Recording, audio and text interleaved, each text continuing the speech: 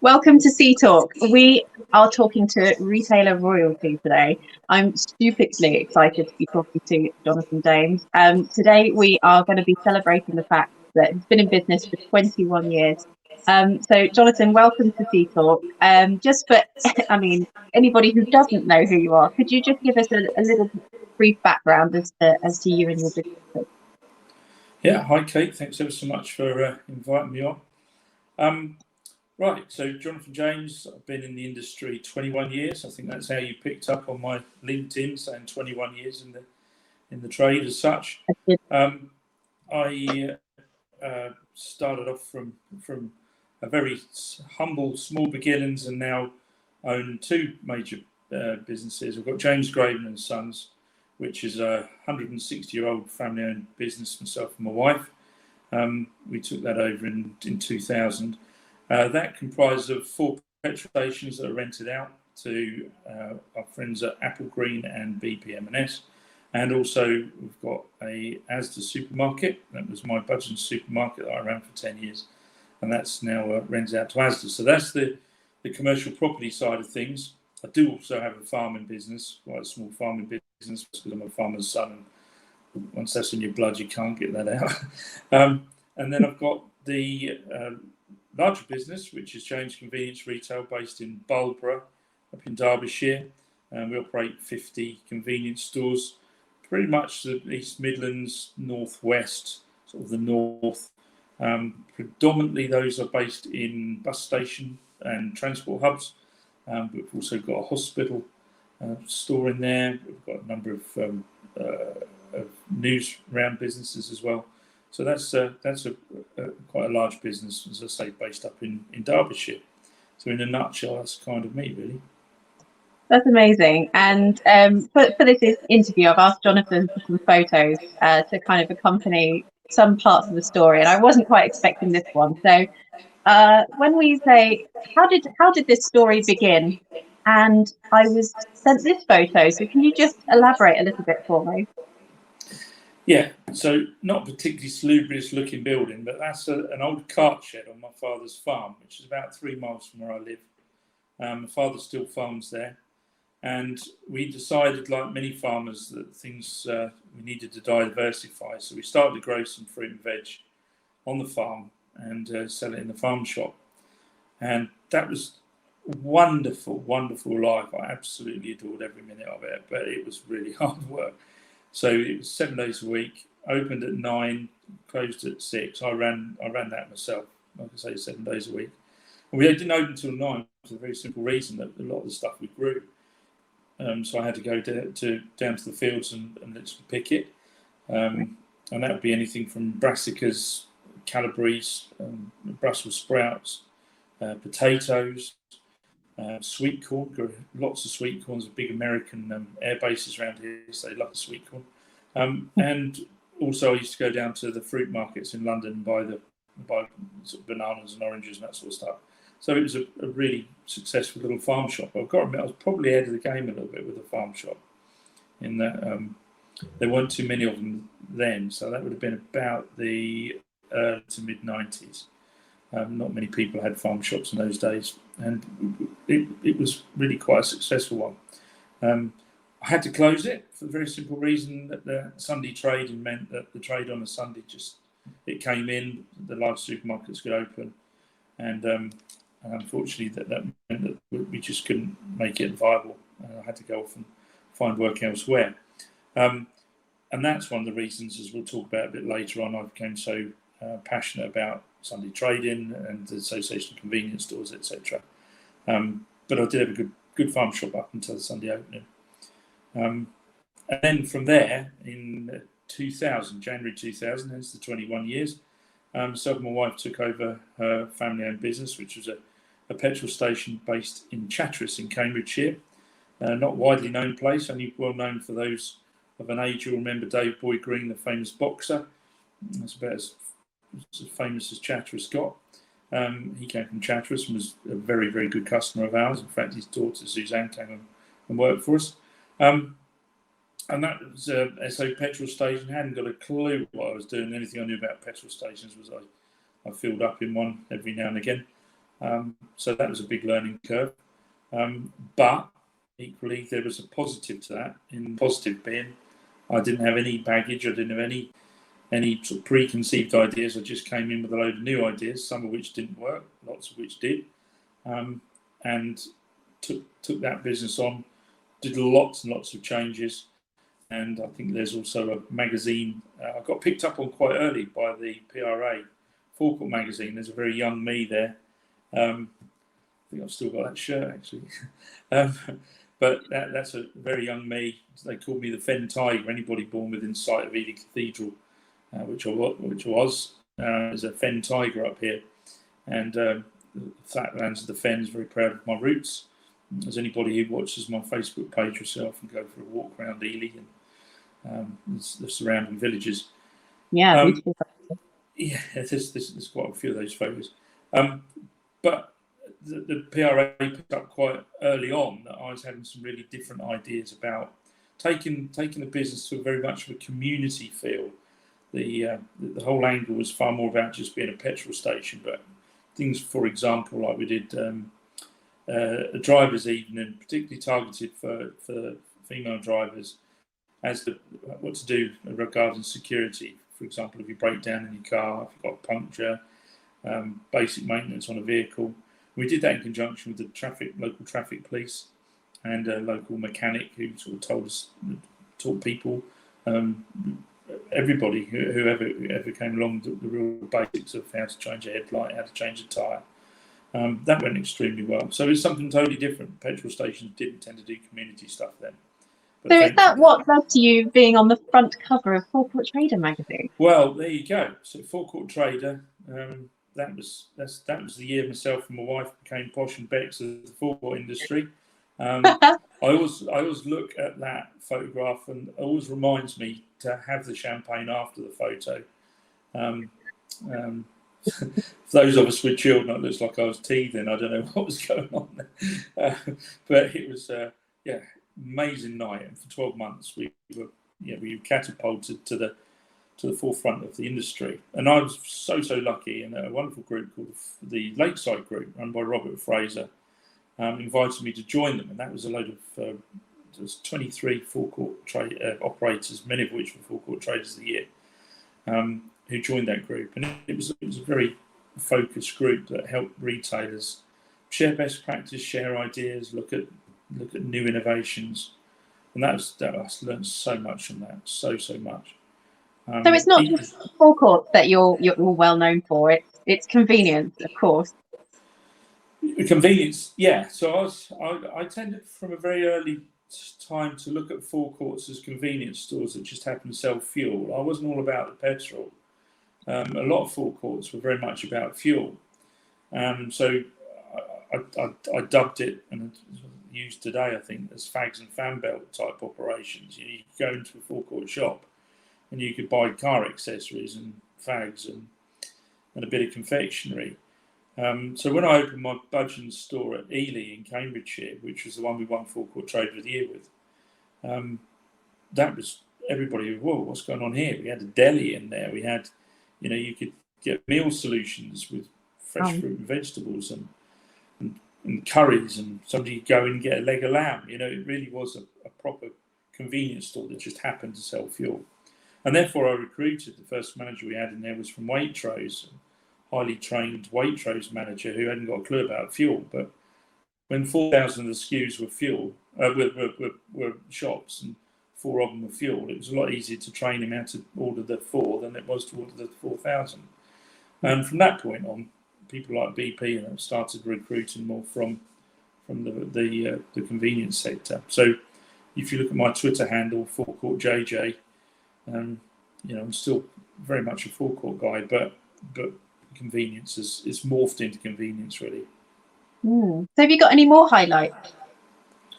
Early on we won all sorts of independent IRN picked up, and the fact I was the Retail Industry Awards, I was Newcomer of the Year. I think that was 2002 or 2003. Again, the different ideas I was doing. We've got so many. I remember, I don't know if we get away with it now, but we had a brass band come and play Christmas carols on the forecourt at Ely. it was utter madness, really, to put fluorescent jackets on. But it got everybody was just so in the mood for Christmas when there's this brass band, not quite literally on the forecourt. I was first in the East Anglia. I was all over the local telly for putting a dog wash. I remember that. Oh, the dog wash. I think it's still in Was the dad's yard. Was this one here? Oh, that was through my work with ACS. I got onto the BBC Breakfast Telly. I did quite a lot of television, one way or another, and there's some really funny stories there I can't go into here, but that was me with Steph on BBC Breakfast. Very heavy morning, that one, in so much as I wake up to money at something like 5 o'clock. That was all at Media City, and then went through to that one. Great leveler, actually. I remember feeling so pleased that I'd been on national television to come home to 2 young children. Both of I said, "What did you see, Dad, on the telly?" Yeah, what's for lunch? Oh, okay. So that sort of brought me back to earth with a bump. A number of telly things I did. BBC News 24, I've done quite a few of those. So that gets you in the media spotlight. But you have to learn very quickly to think on your feet, because some of the questions you think are going to come, you're a very friendly interviewer, obviously, but some of the interviewers aren't so friendly. I remember what I did from the Stock Exchange, BBC Breakfast again. The first question was, "So, Jonathan, are your stores cheaper than Tesco's?" This is in front of like a 5 million audience. No warning. And I was there to talk about Independence Day, the celebration of independent retailers. So they brought me on to talk about that, and then that was the first question. So it was quite a tough one. But you do learn to think on your feet. That was good fun. Yeah.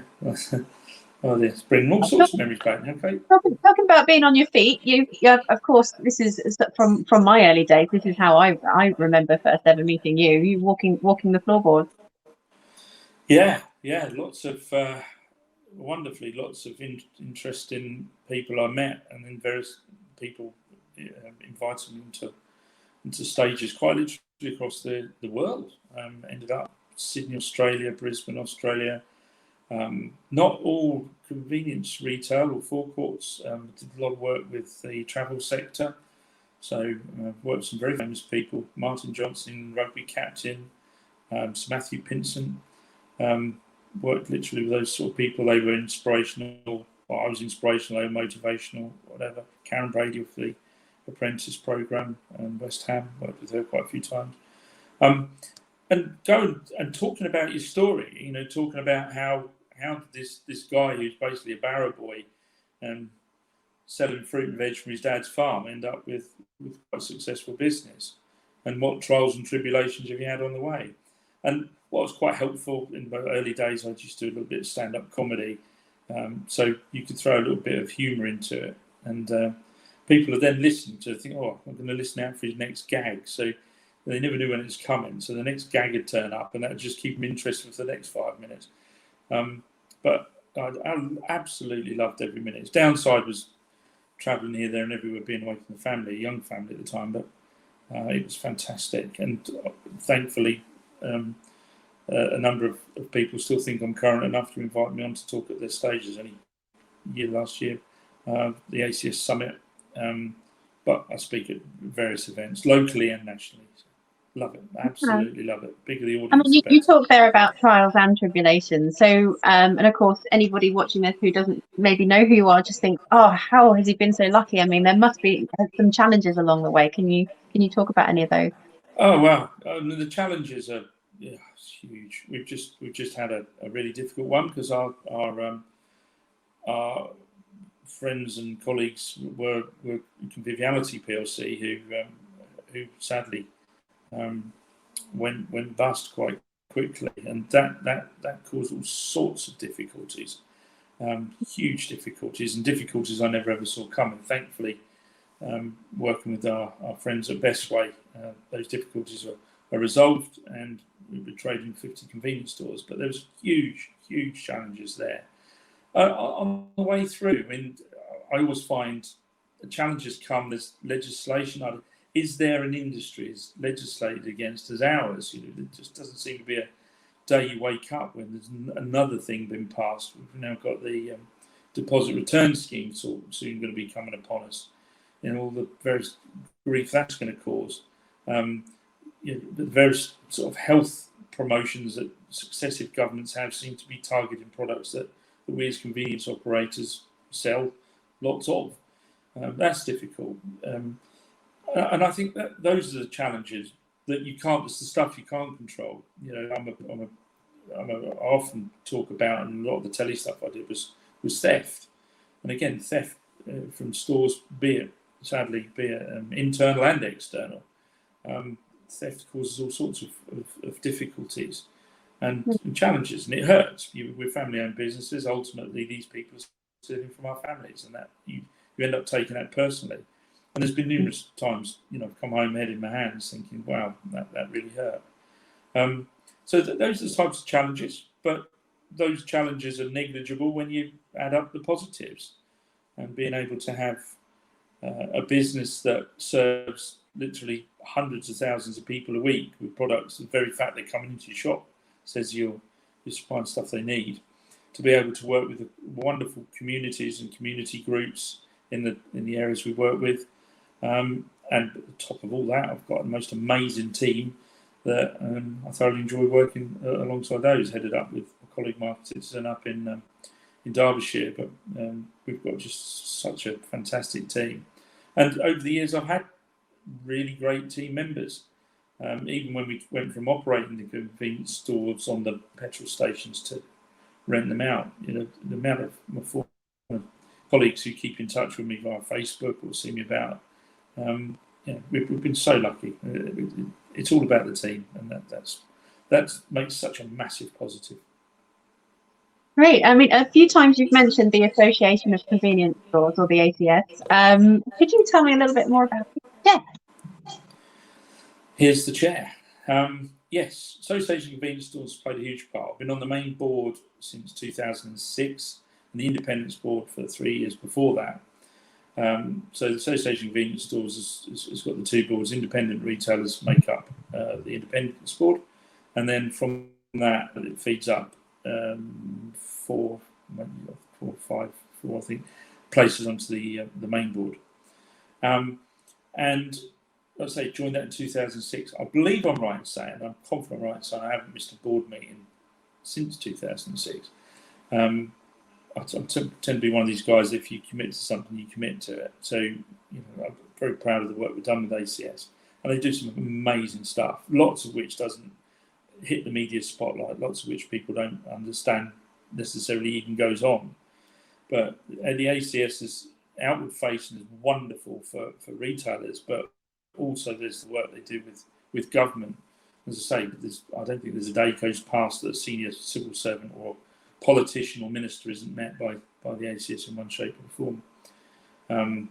So the work the ACS has done is close to my heart. And if you go back to what I was talking about earlier with the Sunday trading, I was heavily involved in the Sunday trading because it actually did close my farm shop.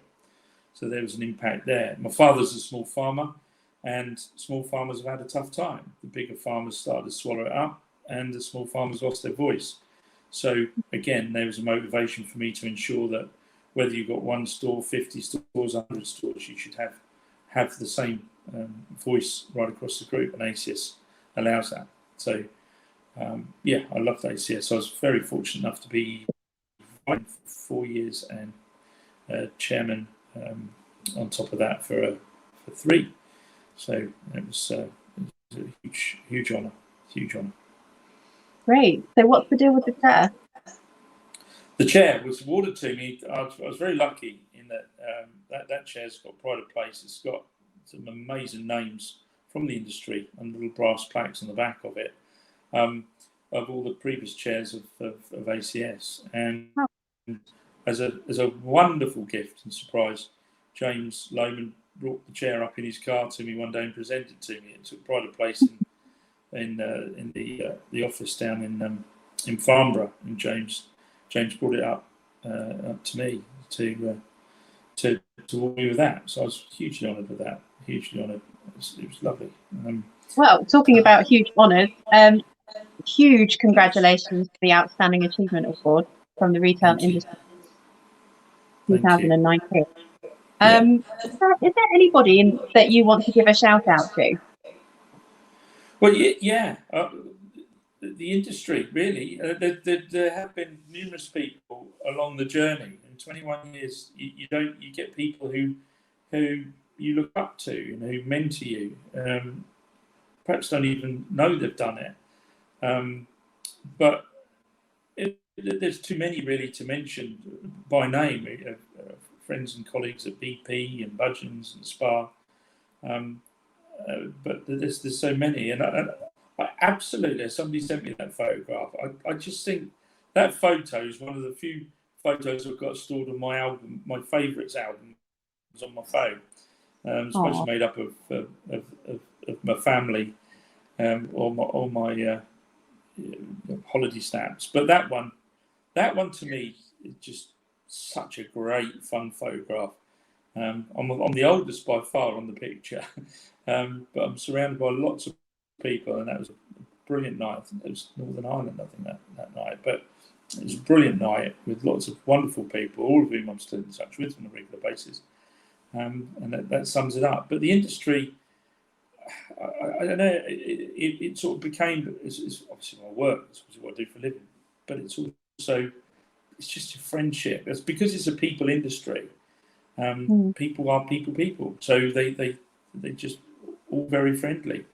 And we've had some most amazing fun nights. Some I can remember, some I can't. But there've been some brilliant, and we've travelled to some brilliant places all across, literally across the globe. All of which has bettered the business. Obviously, it's why you do that, but it's also blurred that line between being a business life and also my social life, part of my social life as well. So I've got some great friends. I mean, that makes it a more special industry to be in. And I absolutely recommend to anybody thinking to get into the convenience sector, absolutely do it. I'm hoping both my children, Emily and Josh, will come into it. If they don't, they don't, but hopefully they will. They're both doing business degrees at the moment. So hopefully they'll come into it, but there's no pressure from me. But that's going to be my final point. Would you recommend convenience to anybody out there? But yeah, without a shadow of a doubt. I think succession planning. We've got lots of my friends. Their children are now coming to their business. Yeah. What a great industry! What a great industry! And no 2 days are the same. And if you love what you're doing, you're never going to work a day in your life. And that's just how I see it. So it's provided me and my family with a good living, and it's provided my colleagues, more importantly, also with a good living, and it's done something very close to my heart, which has provided much needed services to the communities that we supply and live in. So why wouldn't you want to do it? It's just a brilliant way of life. Love it. Awesome. Thank you. My cheeks are killing me.